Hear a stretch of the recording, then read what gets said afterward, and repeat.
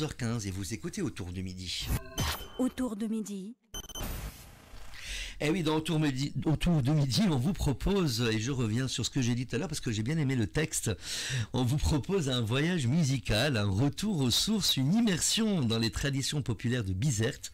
Il est né en France, mais son cœur, lui, bat au rythme du malouf, des voix féminines de Jaineya et des chants populaires de sa ville d'origine, Bizerte. Son nom, Ismail Ben Salha. Petit-fils du grand alors avec les noms et les noms de famille, il va falloir me corriger. Petit-fils du grand Abdeldaïm Ben Salha, figure emblématique du Malouf et du club artistique de Bizerte. C'est bien ça, on est d'accord. Il vient nous présenter un projet musical, original et profondément enraciné dans la mémoire collective. Tarnim Sidhom, j'ai bien prononcé, un cocktail 100% bizertin, mêlant chant, Dhrir, c'est ça? C'est ça. Qwala, et sonorité traditionnelle arrangée avec modernité. Direction artistique signée Isaac Haddour, chœur de Dora Sheikh et un clip tourné à Bizerte pour sublimer le tout.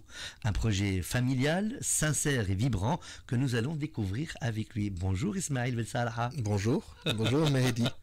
J'espère que j'ai pas trop écorché les noms. Non, c'était top. Il y a beaucoup de délicatesse, c'est très joli. Merci beaucoup. Merci Ismail. Alors vous êtes né en France, mais très attaché à la Tunisie et surtout à Bizerte. Racontez-nous ce lien particulier avec votre ville d'origine.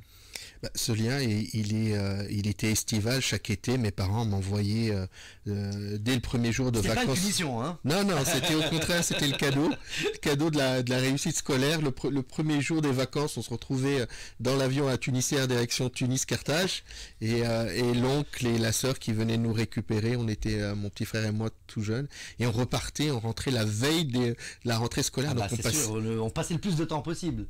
C'était et ce qui était marquant, c'est que quand je rentrais, j'étais déprimé au début. J'étais vraiment attaché. J'aimais beaucoup la Tunisie. J'adorais Bizerte, et j'adore encore, et j'aime beaucoup la Tunisie.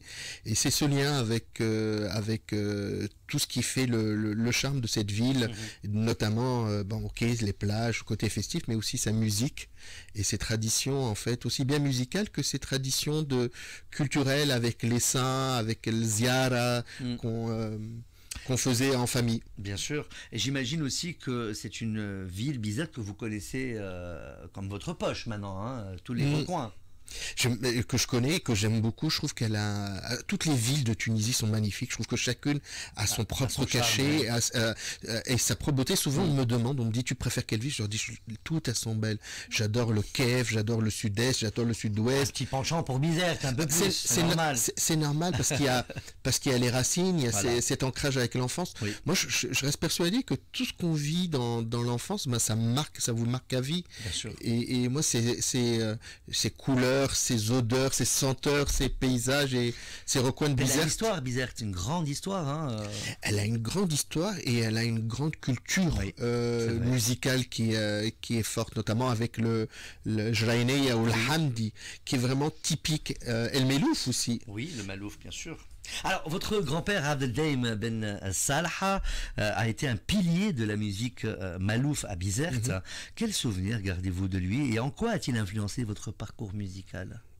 Pour moi, c'était un roi. Mon roi. C'est mon grand-père, c'était un roi. Rabbi Yerhamou, d'abord, c'était un génie de la musique. Son père, déjà, mon arrière-grand-père était avec l'équipe de Khmaïs Ternen. Ils étaient, je crois, un trio ou un quatuor qui ont lancé le Malouf à Bizerte. Et du coup, son fils, qui est mon grand-père, a continué. Il a composé dans le Malouf, il a créé pas mal d'œuvres, et il a remporté pas mal de compétitions de Malouf, notamment à Tastour et dans d'autres villes. Et c'était une fierté. Et ce que j'ai aimé, c'est que quand j'étais petit, moi je voulais apprendre le violon, et ma mère avait peur que je suive cette voie-là musicale et que je lâche mes études. Et du coup, il le faisait en cachette. Il m'apprenait à jouer du violon discrètement, et il m'apprenait la musique. Et je pense que c'est lui qui m'a donné le rythme. J'imagine, c'est sûr. c'est un grand monsieur. C'est un grand monsieur que paix à son âme, bien sûr. Et puis, je pense qu'il a dû influencer, pas que vous, hein, de beaucoup de générations, j'imagine. Et il a dû former aussi beaucoup de jeunes. Beaucoup, que ce soit à Bizerte ou dans le reste de la Tunisie. Moi, c'est une fierté quand je cite mon grand-père. Je vois les yeux qui pétillent de mes interlocuteurs ou ce qu'ils me disent sur lui. Et il a aidé beaucoup de monde dans la musique. Il a lancé beaucoup de personnes. C'est pas une forme, parce que quand plus on avance et les générations arrivent et puis on va dire le temps passe, hein, est-ce que c'est pas aussi une forme de entre guillemets, je mets des pincettes, mais de laisser son âme encore présente? Bien sûr. C'est une façon de le faire vivre encore et encore. Moi, je crois beaucoup à l'énergie quantique. Souvent, et quand on me dit mon grand-père, est-ce qu'il est encore là, je dis oui, à travers sa musique. Et je trouve qu'à travers son travail, c'est vrai, à travers le travail, à travers aussi les relations qu'on a avec les êtres humains, avec nos familles, nos amis, avec toutes les personnes que vous rencontrez, que ce soit même le boulanger le matin ou toi, Mehdi, ou toute l'équipe qui est charmante de RTCI, la musique aussi permet de laisser son empreinte, des choses qu'on a créées. C'est clair. Alors, vous dites que vous ne maîtrisez pas parfaitement l'arabe, hein, mais cela ne vous a jamais freiné dans votre envie de chanter la musique populaire tunisienne. Comment avez-vous dépassé cette barrière? Alors, j'irais même plus loin, c'est que c'était catastrophique. Moi, j'étais francophone et le tunisien était extrêmement abîmé quand je l'utilisais. Je voyais mes amis autour de moi ou les personnes qui rigolaient quand je parlais, qui se tordaient à fond. Mais c'était quelque part ma marque de fabrique. Et ça, j'ai voulu aussi garder une partie de ça. C'est une petite empreinte. Oui, et qui me permet aussi d'être différent. Parce que l'idée, c'était, quand je me suis lancé dans la chanson, c'était de ne pas faire comme les autres, de ne pas être comme les autres, et c'est devenu ma marque de fabrique. Ce côté tunisien un peu cassé. Après, il a fallu travailler parce que la chanson tunisienne est beaucoup plus difficile à chanter que la chanson française ou même libanaise ou égyptienne, et les chansons populaires traditionnelles Touras, bizertin est encore plus difficile. Qu'est-ce qui est difficile par rapport aux autres chansons, comme vous dites, libanaises ou égyptiennes? C'est la prononciation. C'est la prononciation. La difficulté des mots.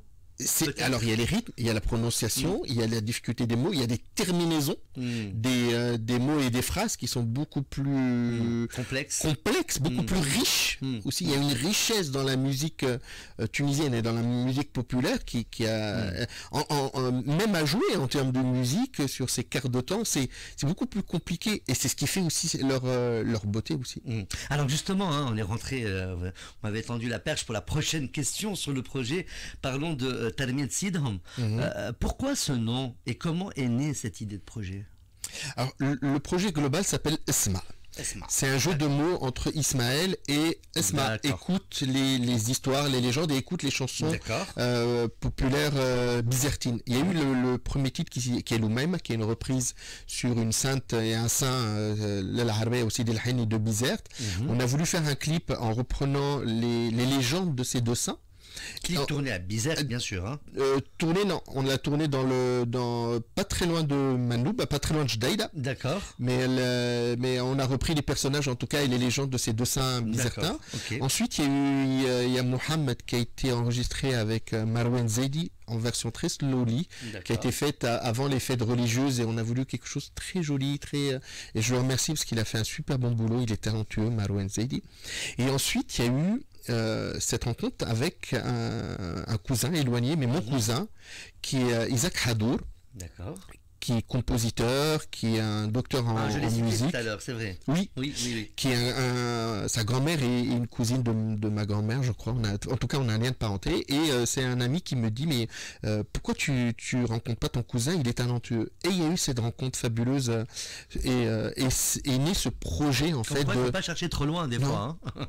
Non, et c'est une rencontre d'amour de la musique populaire bizertine et d'un projet de faire des choses différemment, de créer quelque chose de nouveau.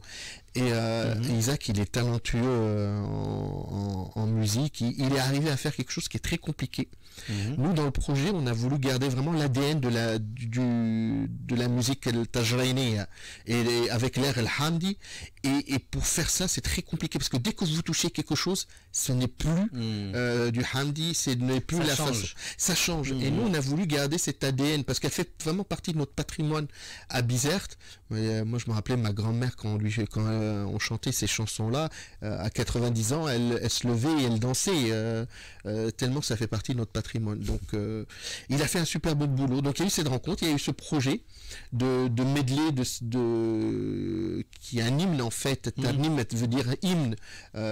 Ces trois saints en fait, qui sont les trois gardiens. D'accord. Ils sont dans leur légende, ces trois gardiens de la ville de Bizerte, Sidi Selem, qui était un corsaire, un pirate, mais à l'époque c'était quelque chose qui se faisait, comme Barbarousse, le frère de Barbarousse, lui il faisait partie de ces corsaires ottomans qui protégeaient les côtes de Bizerte contre les réinvasions espagnoles. Sidi Béchir, qui est connu parce qu'il est à Bizerte, Matal, on le retrouve à Tunis. Partout, oui. C'était le saint qui avait mis en place, vous savez, cette dot qui ne devait pas dépasser les 69 centimes. D'accord. Et qui a mis en place beaucoup de... C'était un saint qui avait le savoir et qui a mis beaucoup de choses. Et c'était un des gardiens de Bizerte. Et puis Sidi Abdelwahd aussi, il y a une plage qui porte son nom, après Rassanj là. Il faisait aussi partie de ces gardiens, en fait, qui surveillaient de ces personnes soufis saintes. C'est un hymne à ces trois... Un hommage. Oui, mais un hommage à ces trois saints à travers ce medley.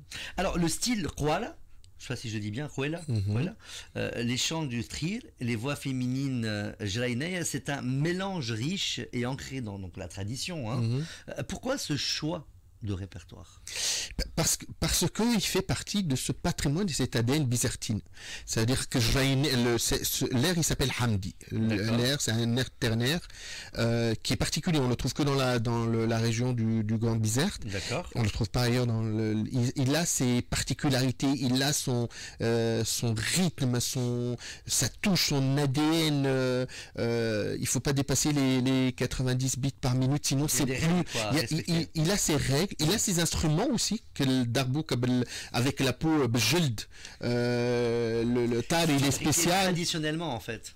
Et comme vous voyez, il y a peu d'instruments. Hein. Il n'y a pas de basse, il n'y a pas de guitare. Il y a l'harmonium aussi qui fait partie de cette famille de l'orgue qu'on retrouve dans tous les chants religieux en fait. Il a ses particularités et nous on a voulu vraiment remettre à la page ce patrimoine musical du Hamdi.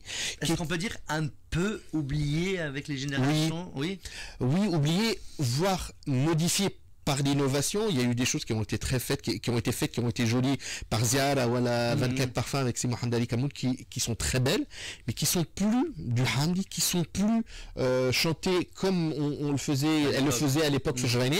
Jraïné, c'était quoi? C'était un groupe féminin en fait qui chantait ces chansons-là avec le rythme. Leur voix, quand on entend les rythmes, il est beaucoup plus lent, plus ouvert que les rythmes très rapides qu'on voit, et il commençait à être perdu. Alors il reste un ou deux groupes à Bizerte qui chantent de cette façon-là. Il y a Nouba qui le fait très bien. Il y a un groupe féminin que j'aime beaucoup. Elles sont très sympathiques en plus.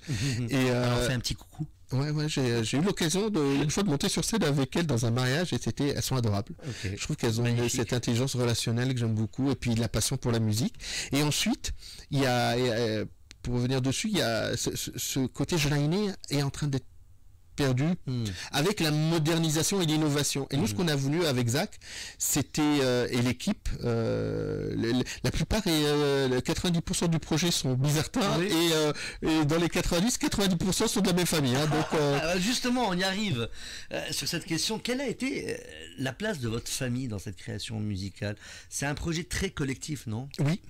Oui, très collectif, parce qu'on a voulu le porter ensemble avec Zach, avec Dora qui est la voix féminine, Dora Shir qui a eu ce challenge. On lui a demandé de placer sa voix pour paraître plus âgée. Elle a fait, elle est talentueuse Dora, donc elle a fait de façon avec beaucoup de talent, et je trouve que les deux voix en plus se marient bien, ça fait un joli duo au final. Il y a Oussem Hadour aux percussions, qui est un cousin aussi, un bizertin. À l'harmonium, c'est aussi un talentueux musicien bizertin. Donc toute l'équipe, et puis Isaac qui est un cousin que j'aime beaucoup, et qui est très exigeant, très difficile, très méticuleux dans la création, mais en même temps... J'ai l'impression qu'il est aux commandes de plusieurs aspects du projet, Isaac. Il est directeur artistique, il est passionné comme moi, il était extrêmement exigeant, parce que pour lui, c'était aussi un challenge de faire en sorte de garder cet ADN. Comme je vous ai dit, c'est très difficile, mais en même temps de faire que ça soit très joli et très beau. Et il y est arrivé, je trouve. Alors, sur le côté clip et image... Moi, j'ai noté que le clip a été tourné à Bizerte, oui. Avec une belle équipe technique. Vous pouvez nous en parler? Pourquoi cette volonté de mettre la ville en image? Alors, c'est aussi une idée d'Isaac. À un moment, il me dit... parce que moi, j'étais très dans le côté fantastique et raconter les légendes des saints et des saintes. Et il me dit, Ismaël, on a entre nos mains un bijou musical. C'est quelque chose qui fait partie du patrimoine bizertin. Je te recommande qu'on aille sur une piste où on va au bout des choses, c'est-à-dire qu'on valorise Bizerte et je t'invite à tourner dans Bizerte, et c'est de là de coups, quoi. Exactement, et c'est de là qu'on a décidé en fait de mettre en valeur, mais Bizerte de façon aussi originale, ça veut dire qu'on est allé dans le cœur des rues de Bizerte, de faire découvrir ces rues que, à part les Bizertins, peut-être les gens ne connaissent pas, et c'est ce qu'on a voulu, c'est vraiment sortir cette beauté qu'il y a dans cette ville-là, qui est magnifique, dans ces rues, dans ces couleurs, dans ces habitants, parce que quand aussi on a tourné, les Bizertins ont été charmants, ils ont été accueillants, ils nous ont aidés et soutenus, et ça je tiens à les remercier. Ismaël, le fait de tourner dans et de montrer des images qui sont pas connu du grand public ou des touristes, parce qu'on peut être touriste dans son propre pays aussi. C'est pas Est-ce que les Bizertins l'ont bien reçu? Parce que c'est pas. Il y a des choses qu'on aimerait peut-être pas montrer aux étrangers, aux personnes qui ne sont pas de Bizerte et qu'on veut garder pour nous. Je sais pas si vous voyez ce que je veux dire. Un secret cassé peut-être. Alors, moi, je ne peux pas répondre au nom des Bizertins. Par contre, ce que je peux répondre, c'est à notre nom. Oui. On est Bizertins aussi, à notre nom d'artiste. C'est que nous, on était fiers de le faire. Bien sûr. La réalisation a été faite avec l'un des plus grands réalisateurs tunisiens, qui est Karim Berhouma. Et son équipe, le DOP était un des meilleurs qu'on avait, fait le montage parmi les meilleurs monteurs. On a une équipe qui est top en termes d'image. Par contre, ce que je peux vous dire, c'est le nombre de partages qu'on a eu sur les réseaux sociaux et les messages et les commentaires qu'on a reçus des Bizertins. D'accord. Qui sont superbes. Des messages de superbes retours, de remerciements, de merci d'avoir montré de Bizerte. Bizerte. Et puis, il y a eu des messages, par exemple, on a reçu un message d'une maman, qui était la maman d'Odora, qui disait Mahléa, Bizerte est très belle et ça me donne envie de faire un tour. D'aller faire un tour. Je trouve ça magnifique au final. Et je vois dans mon équipe des collaboratrices qui me disaient, Ismaël, tu nous as donné envie d'aller faire un tour à Bizerte. Mais là, je vais aller, je pense. Je termine l'interview. Alors, quel message vous souhaitiez transmettre avec ce projet? Une transmission culturelle, une déclaration d'amour à Bizerte? Les deux. Et la troisième chose aussi, c'est ce parcours, le champ des possibles.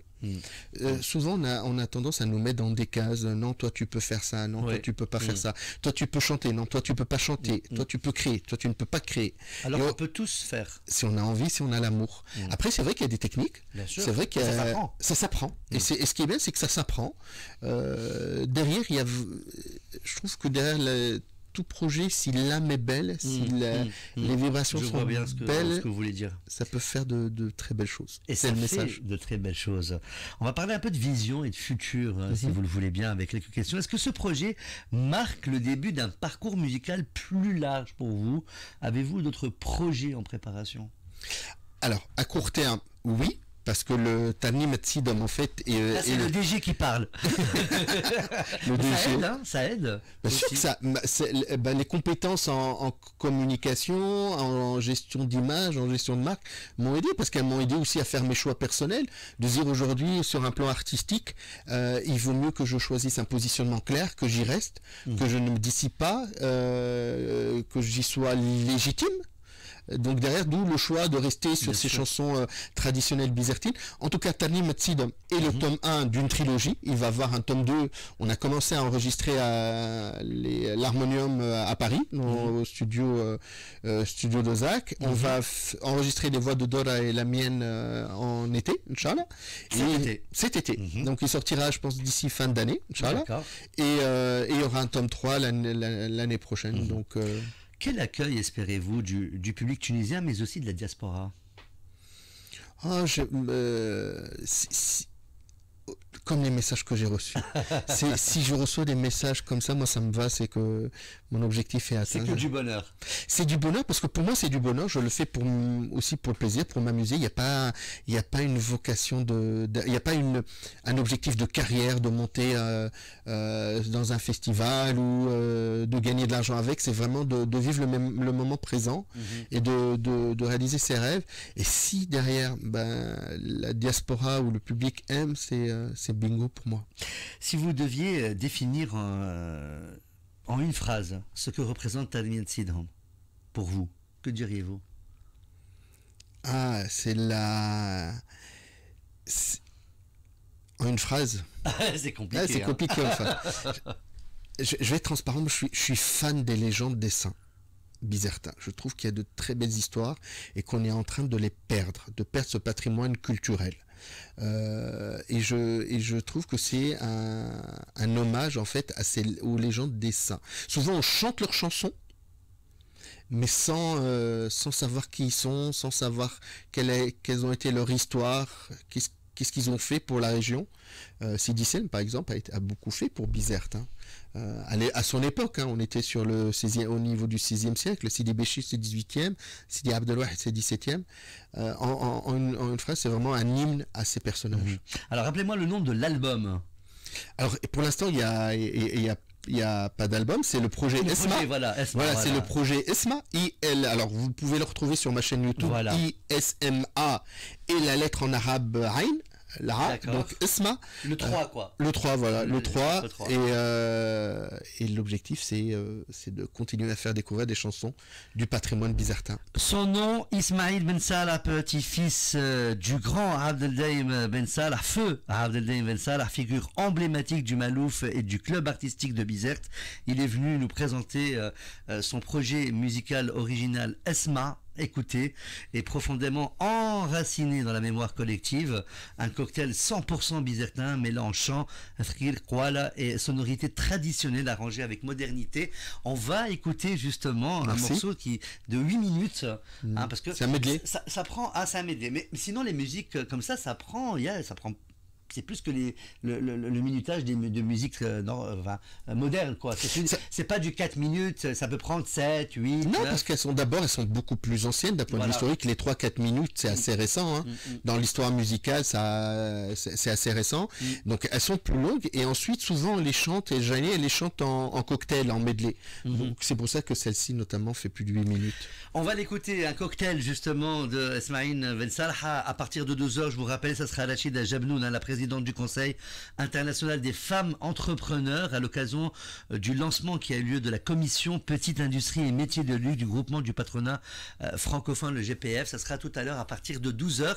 Tout de suite, le cocktail qu'on va écouter qui dure 8 minutes de chansons de Ismaïl Ben Salah. Merci d'avoir accepté notre invitation. C'était un échange très enrichissant et j'espère que les Bizertins étaient à l'écoute. Attention.